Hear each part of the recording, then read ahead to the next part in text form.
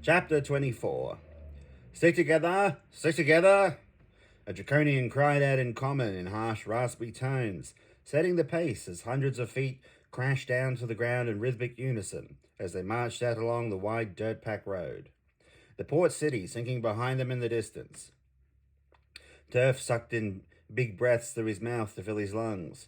The smell of all the sweaty bodies packed in so tightly around him meant that if he tried breathing through his nose, he might run the risk of passing out from the smell alone.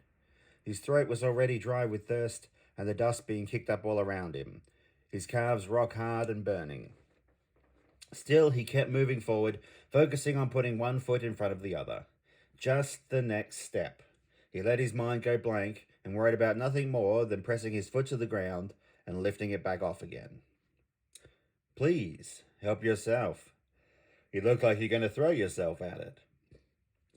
Janix addressed Cielo with an unrecognizably warm and friendly tone, usually reserved for dragon high lords and the most dangerous of the black robe magic users. Having been spared the marching orders of the others, she had found herself being led away to a section of the camp reserved for the higher ranking officers, with plush tents, personal banners, and attending guards posted at the entrances. Janix had dismissed his guards with a wave of his hand, and for a moment Cielo had caught the glance shared between them, a nod with a knowing wink. Lifting the flat of the tent for her, she stepped over the threshold and saw the candle-lit table laid out before them. Trays of steaming hot roasted meats, platters of cheese and exotic fruits of shapes and colours she had never encountered before.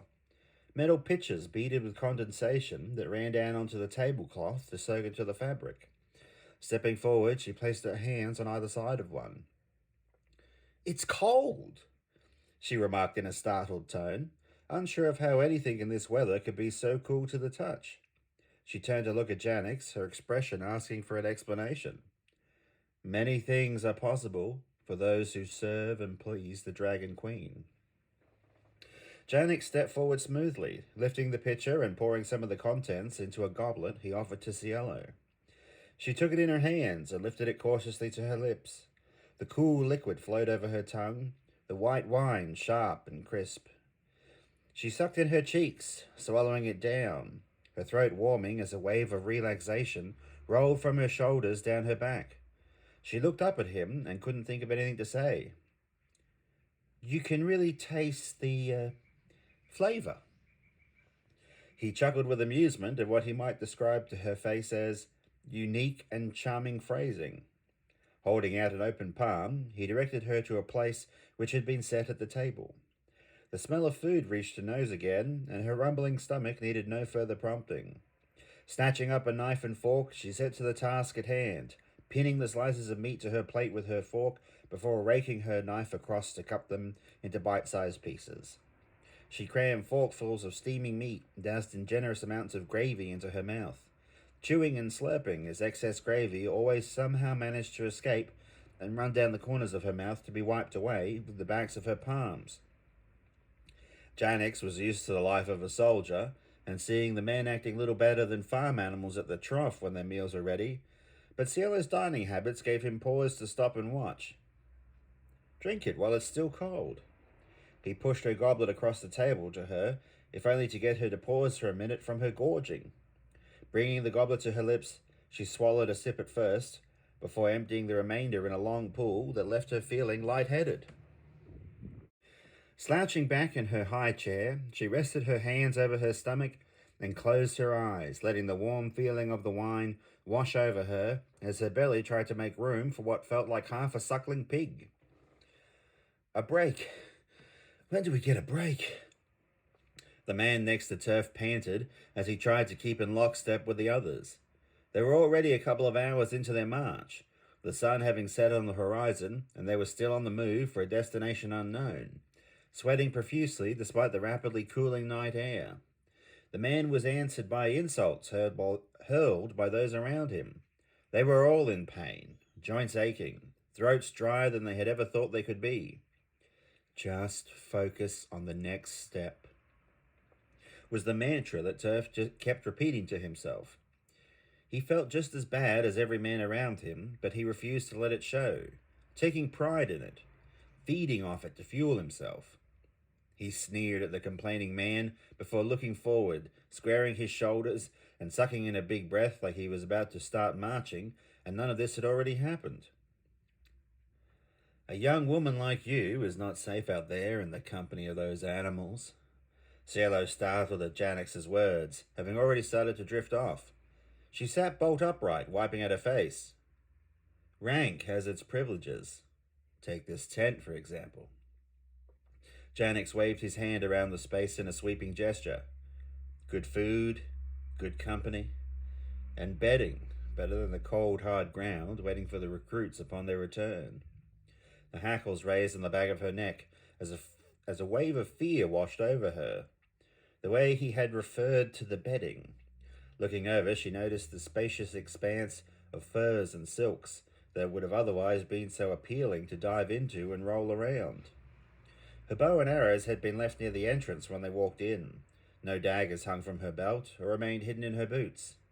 The cutlery on the table could do some damage, she supposed, but she had seen this man cripple a minotaur with his bare hands. She thought after everything she had seen that even a sword might glance off his impressive muscles. Looking around frantically, she noticed something sitting on the table beside the lit candles. Can you close the tent flap so the others cannot see us?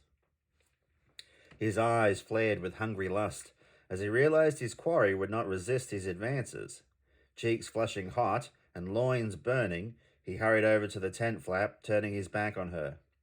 Reaching across the table, she scooped up the items as the tent flap dropped into place. She saw Janix turn to face her for a moment, his hands already lifting the tunic up over his head to reveal his scarred and heavily muscled torso. Do you like what you see? He asked her with a smug confidence as he stepped forward. Many a maiden and wench alike has had the privilege you're about to experience. He was within a few feet of her now, almost able to reach out and touch her, when she turned her head to the side and, pressing her lips together, blew out the candles on the table. In his haste, Janix had not paid attention to Cielo's hands resting in her lap. They were gripping something very tightly while shielding it from his sight. Shk! Squeezing her eyes shut, Cielo held up her hands, running a small blade along a flint. A brilliant shower of sparks shot out like an exploding clod of dirt. The burning metal struck like 100 tiny comets, burning into the soft flesh of Janix's eyes and face. His hands flew up to claw at his face, the blinding agony causing him to twist and stumble in the pitch darkness. Cielo fell to the ground directly in front of her, rolling to the side until she crashed into the wall of the tent. Bitch! Whore! I'll cut out your heart while you still draw breath! Janix continued to bellow a litany of vile, graphic threats as her hands found the hem of the tent. Prizing it up, she managed to squeeze through the gap and was up and running, dodging between rows of tents as she tried to find her bearings. What do you think you're doing with that? The voice behind Hitch asked as he finished tightening the strap of a heavy steel helm into place. Turning around, he hefted an axe in one hand, a round shield already secured to the forearm of the other. Volunteering as a smith had given him access to the location of the armory, where he had been helping himself to repair some of the finer examples of the war gear the Dark Queen's army had availed themselves of. Taking back what belongs to my kith and kin, lad. His own arms and armour had been taken from him for safekeeping. Hitch had been forced to come and scrounge for what he could find, and had stumbled across the motherlode of examples of the dwarven art. He did not doubt for a moment that his battle plate and helm were treasured heirlooms from a family with a long and storied history. Even the axe, simple in design and appearance, was a truly balanced weapon that seemed to sing, even though the air, its edge capable of passing through a man like a hand through smoke. Hitch was all too keen to now put that theory to the test with the person who had dared to interrupt him. Get her! Find her! Hitch knew with a terrible certainty that the her the voices referred to could only be his Cielo. Bursting into a blur of movement, he swung the axe in a downward arc. The man foolishly held his hands up out of instinct in an attempt to ward off the blow, which saw his fingers leap from his palms as the edge of the axe passed through the delicate bones before sinking into the face beneath. Blood burst around the edges of the blade, running in torrents down the twitching form of the man's body. Levering the handle up, the blade came free, the body collapsing to the ground. Stepping over it, he lifted the edge of the tent flap and strode out into the night to find his daughter. "Where is it? Where? Oh, that's it!" Cielo spotted a large field kitchen tent up ahead and pumped her legs harder. A soldier appeared in front of her at the intersection of 4 tents. Without breaking her stride, she leapt into the air, holding her right knee out, the calf tucked underneath. As the soldier turned at the sound of her approach, he had enough time to register something rapidly approaching his face, growing wider and wider in his vision until the knee struck with a sickening crunch, pulping the man's nose as a blinding flash appeared before darkness swallowed him whole. Sailing over the top, she landed hard, tumbling and rolling before she sprang back to her feet and kept running. The evening's meal having already been served, the cooking staff had already retired for the night with as much of the officer rations as they felt they could comfortably steal without anyone noticing. Feeling around the entrance, she found one of the oil lamps secured by a hook. Setting to work with her flint and steel, it quickly burst into light before being followed by a second and third. "Gotcha!" The soldier announced from the entrance of the tent. Cielo whirled to face them while frantically looking around for a knife or a cleaver. She knew she had to act quickly before he called the rest of the camp down upon her. "He wants you alive." The man was clearly referring to Janix as he stalked forward another step. Why was he not calling for backup? Did he want to take her in by himself, in the hopes of not having to share the reward he expected? "Don't even think about it." His sword sliced through the air, striking the cast-iron pan she had been reaching for. Sparks flew as it skidded away across the workbench, Cielo flinching at the noise as she pulled her hand back in the nick of time. Stepping backwards, she pressed her back up against a huge support pole. Then the strangest thing happened. The soldier watched the young woman's look of fear vanish from her eyes in an instant, as his vision suddenly started spinning around and around in a manner that would have normally left them nauseous. They would never experience nausea again, however, as their head was separated from their body with the clean stroke of a dwarven axe they had never seen coming, wielded by an opponent who wasn't so foolish as to announce his approach by calling out to someone they had caught them completely unawares. "Dad!" Cielo cried out as Hitch stepped over the headless corpse. Stepping toward a collection of wooden barrels, Hitch spotted the specially marked one he was looking for and brought his axe down on top of the lid, snapping it loose. Cooking oil sloshed down over the sides as they beat a hasty retreat to the entrance of the tent. Moments later, a lit oil lamp was sailing through the air.